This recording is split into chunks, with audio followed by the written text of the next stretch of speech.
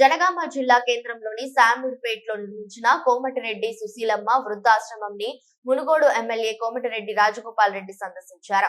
కోమటిరెడ్డి రాజగోపాల్ రెడ్డి మాట్లాడుతూ 3 ఎకరాల్లో నిర్మించిన అనాథ వృద్ధాశ్రమం మొదటగా 3 కోట్ల వరకు ఖర్చు అవుతుందని అనుకున్నాం, కానీ అది 13 కోట్ల ఖర్చు. దీని కెపాసిటీ 126 మంది. దీనిని 10 రోజులలో ప్రారంభం చేస్తామన్నారు. అలాగే దీనిని గవర్నమెంట్ సాయంతో నడిచే విధంగా చూస్తామని తెలిపారు. దీనికి మీ అందరి సహకారం అవసరం ఉంటుందని అన్నారు.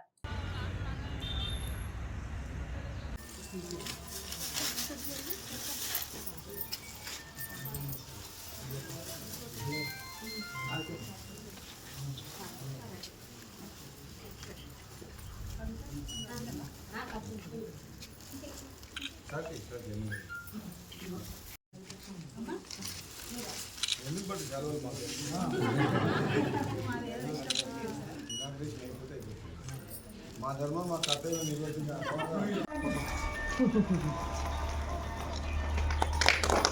ఇక్కడ చూడండి.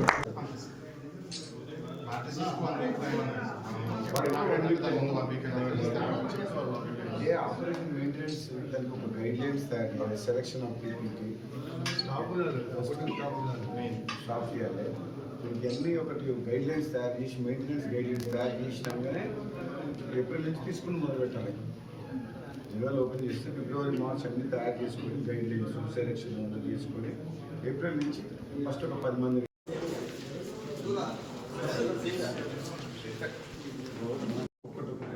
చేసుకుంటూ ఒక 1 ఇయర్ లోపల ఇంప్రూవ్ చేయాలి ఆపరేషన్. ఏప్రిల్ 2022లో పెడితే ఆపరేషన్ స్టార్ట్ అయితే మళ్ళీ మార్చ్ ఒక 12 మంత్స్ పడుతుంది మొత్తం ఫిల్అప్ అయ్యి మంచి ఒక సిస్టంలోకి వస్తుంది. రాదు అది 18/7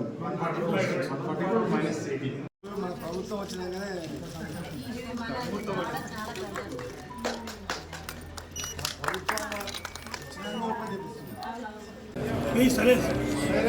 జనగామ నియోజకవర్గంలోని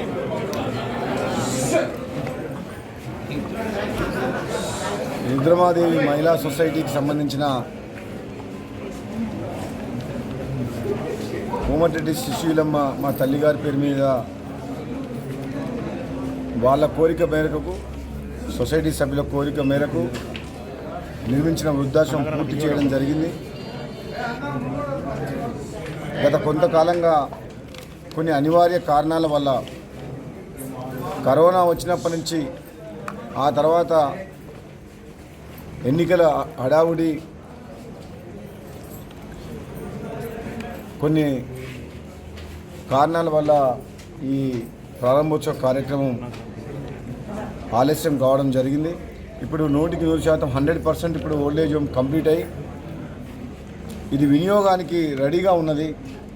కావున వచ్చే వారం 10 రోజుల లోపల ఈ ఏదైతే పేద మహిళల కోసం ఎంతో దూరదృష్టితో ఆలోచించి ఒక మానవతా దృక్పథంతో ఒక మహిళల యొక్క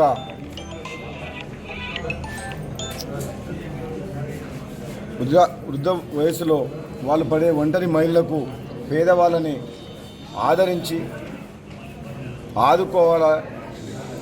వాళ్ళందరినీ కూడా కష్టాల్లో ఉన్న పేద మహిళలు, ఎవరైతే ఒంటరి మహిళలు ఉంటారో వాళ్ళని చూసుకునే వాళ్ళు ఎవరు లేకపోతే, కొన్ని సందర్భాల్లో పిల్లలు కానీ భర్త చనిపోయి ఉంటే, డబ్బున్న పెన్షన్ వచ్చినా చూసుకునే వాళ్ళు, అన్నం పెట్టేవాళ్ళు ఆ వయసులో దొరకడం చాలా కష్టం.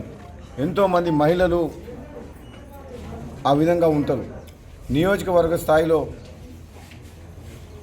కనీసం ఒక 200-300 మంది ఊరికి 1-2 మనుషులు అటువంటి వాళ్ళు ఉంటారు.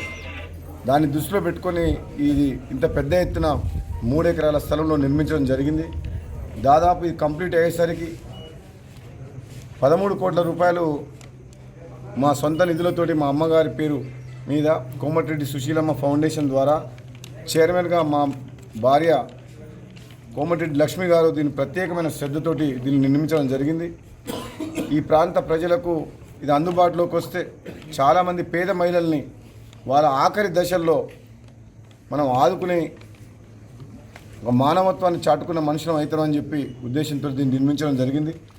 వచ్చే 15 రోజుల్లో ఈ నెలాఖరు లోపు తప్పకుండా స్థానిక కాంగ్రెస్ పార్టీ నాయకుడు గత ఎన్నికల్లో కొద్ది తేడాతో ఓడిపోయినా సరే ప్రజల మనసులో ఉన్న గతంలో కూడా అసెంబ్లీకి ఎమ్మెల్యేగా పనిచేసిన కొమ్మూరి ప్రతాప్ రెడ్డి గారి సోదరులు ఇక్కడ ఉన్నారు.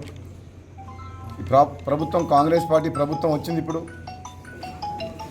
ప్రభుత్వ సహకారంతో అధికారులతోటి అదేవిధంగా మన మహిళా శిశు సంక్షేమ శాఖ మంత్రి సీతక్క గారితో కూడా మాట్లాడి ప్రభుత్వాన్ని కూడా అవసరమైతే దీన్ని నిర్వహణలో భాగంగా వాళ్ళని భాగస్వామ్యం చేసి ఏ విధంగా ఈ కమిటీ రుద్రమాదేవి మహిళా సొసైటీ వాళ్ళ సభ్యులతో మాట్లాడి చర్చించి ఒక గైడ్ లైన్స్ రూపకల్పన చేసి దీన్ని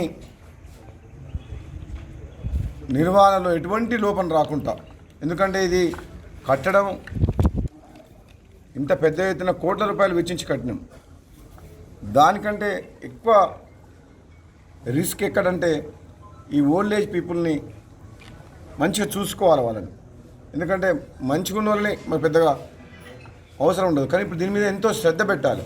ఆపరేషన్లో మెయింటెనెన్స్లో వాళ్ళ ఆరోగ్య పరిస్థితి ఎప్పటికప్పుడు డాక్టర్లతోటి సంప్రదించుకుంటూ గవర్నమెంట్ హాస్పిటల్ నుంచి డైలీ డాక్టర్స్ ఇక్కడికి వచ్చి ఇక్కడ ఉన్న ఓల్డ్ ఏజ్ పీపుల్ని ఆరోగ్య దృష్ట్యా చెక్ చేసుకుని ఎమర్జెన్సీ వార్డు కూడా పెట్టినాం. డాక్టర్కు బెడ్స్ కూడా మేము ఆర్డర్ ఇచ్చినాం. ఇవన్నీ వస్తాయి. దీన్ని నిర్వహణ మాత్రం ఏ విధంగా చేయాలని మీద తప్పకుండా మేము మంచి ఆలోచన చేసి ఈ ప్రారంభోత్సవం మాత్రం రాబోయే 10 రోజుల లోపలనే చేయాలని చెప్పి నిర్ణయం చేసినాం. ప్రతాప్ రెడ్డి గారితో చర్చించి తప్పకుండా మరి ఎవరెవరిని పిలవాలి, ఎవరితో కలిసి ఓపెనింగ్ చేపిస్తే రిబ్బన్ కట్ చేపిస్తూ దీని మీద నిర్ణయం తీసుకుంటాం. ఇది అందరికి కూడా అందుబాటులో సేవలకు అందించాలని చెప్పి ఈ నిర్వహణలో మీ అందరూ భాగస్వామ్యం కావాలని చెప్పి నియోజకవర్గ స్థాయిలో నాయకులు ఎంతోమంది సమాజ సేవలో పాల్గొనే వాళ్ళు